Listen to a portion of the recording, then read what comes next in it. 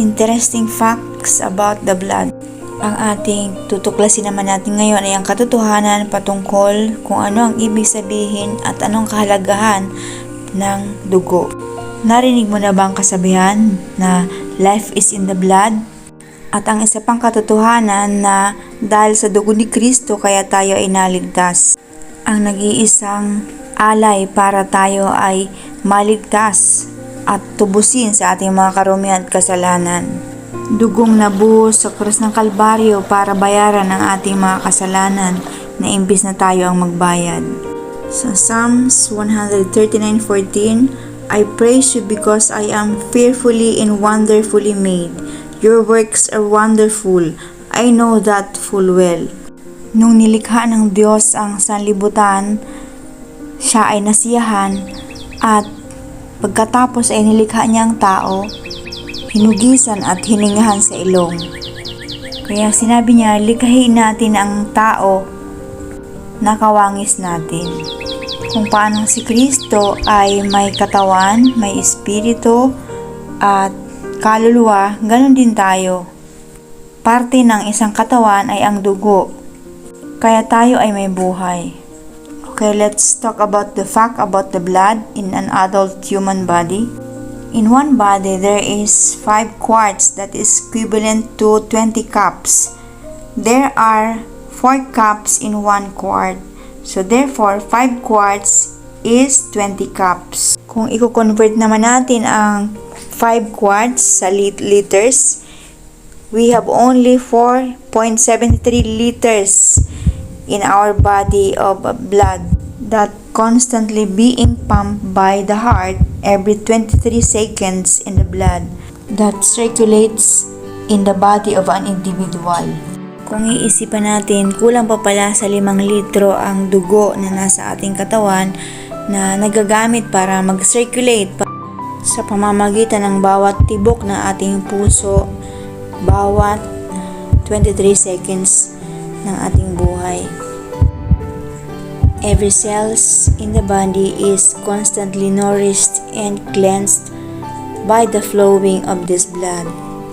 Ganon kahalaga ang dugo dahil ito ang naglilinis ng ating mga blood cells at nagdadala ng mga nutrisyon, kaya bawat pagdalo nito sa ating mga katawan, sa ating mga blood cells, nagdadala siya ng mga nutrisyon sa ating katawan. Kaya naman dapat maayos talaga ang pagdaloy ng dugo sa ating katawan. If the life of the blood is maintained, it will keep moving at all times. Without completely replenishing, the cells will instantly die. Ito rin ang nagbibigay ng buhay sa ating mga blood cells, at kaya pala pag hindi na nakadaloy ang dugo sa bawat mga ugat ng ating katawan, ito ay talagang mamamatay. The minute the heart will stop pumping blood, death occurs, because unless the blood reaches the cells, they die and the entire body dies. That's why the life is in the blood. Ganoon kahalaga ang dugo na dumadaloy sa ating katawan. Kaya napaka-importante na maging malinis ang ating mga dugo para normal na makadaloy ito sa bawat ugat ng ating katawan para manatili ang kanyang buhay. If the blood cut off to the legs, in the reality it starts to die. What blood consists of? Liquid part, plasma, platelets, red and white blood cells. Red blood cells is to carry fuel and heat to the body and cleaning agent to the cells. Blood carries oxygen that transported to the individual cells of the body. Kaya pala ang tao pag wala ng buhay ay malamig na kasi wala ng dugo na dumadaloy. Dahil ang dugo ang nagdadala din ng init sa ating katawan at oxygen para makatulong sa pagpump ng ating puso. Kaya pala napakahalaga na from time to time nagpapa-blood test tayo kung ano ang kalagayan ng ating mga kalusugan. Ngayon naman aalamin natin ang cycle of the blood function. When we eat, the blood carries nutrients to every cells while dropping it to every cells at the same time. It pick up wastes that poison our body, that carries it to kidney and colon for disposal, then rushes back to heart. Ang galing, no, na dalawa pala ang function ng ginagawa ng pag-circulate ng ating dugo sa ating katawan. Habang siya ay nagdadala ng mga nutrientes sa ating mga ugat, siya naman ang kumukuha ng mga poisonous, mga waste, mga basura sa ating katawan para naman ito ay maitapon sa pamamagitan ng ating mga dumi. Kaya may kasabihan, you are what you eat. The blood and other organs has to work double to protect us from poisoning. Wear and tear, it will abuse our body. The blood keeps us filled up and cleaned up. Good thing God provide us the marvelous. Kaya kung mapapansin natin na ang dugo ni Kristo ang naglinis ng ating karumihan at nagbigay sa atin ng buhay. Kaya isa-isang alay na nagbuhos sa krus ng Kalbaryo para linisin tayo sa ating mga karumihan at nagbigay sa atin ng pag-asa para tayo ay makabalik sa Kanya at magkaroon ng panibagong buhay, buhay na kasiyasiya at ganap. Ang kailangan lang natin ay acknowledge natin ang Kanyang ginawa sa krus ng Kalbaryo para tayo ay makapanumbalik sa Kanya.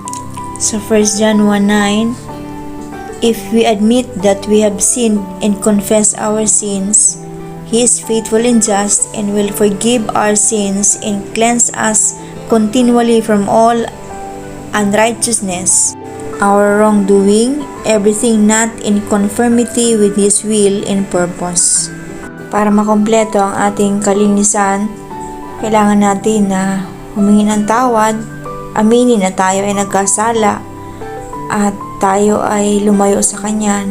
Humingi ng tawad para tayo ay malinis at patawarin sa ating mga karumihan. Ginawa ni Jesus ang Kanyang parte para ialay ang Kanyang dugo para lang sa kabayaran ng ating mga kasalanan. Kaya ang kailangan natin gawin ay ang ating parte para tayo ay makabalik sa Kanya at malinis sa ating mga karumihan. So 1 John 1:7, but if we walk in the light, that is, live each and every day in conformity with the precepts of the Lord, as He Himself is in the light, we have fellowship with one another, and the blood of Jesus, His Son, cleanses us from all sin by erasing the stain of sin, keeping us cleansed from sin in all His forms and manifestations. Ang 1 John 1:7 is the proof that the blood of Jesus cleanses us from all our sins.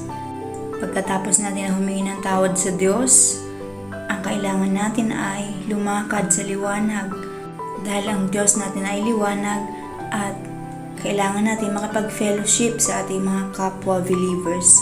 The blood of Jesus continue to cleanse us, keeps us cleaning of all poison in all forms. Alam natin na kailanman hindi tayo makakaabot sa kaluwalhatian ng Diyos. Kaya ang kailangan natin lagi ay humingi ng tawad sa Kanya at manambalik sa Kanya dahil alam natin na Siya ay magbibigay ng pagpapatawad sa atin. Hanggang sa muli, maraming salamat sa iyong panonood. Huwag kalimutan mag-subscribe, mag-like at share ang video na to para malaman din nila kung anong kahalagaan ng dugo ni Kristo at ganun din, ipindutin mo na rin ang bell button so you will be notified every time I uploaded the video. God bless you.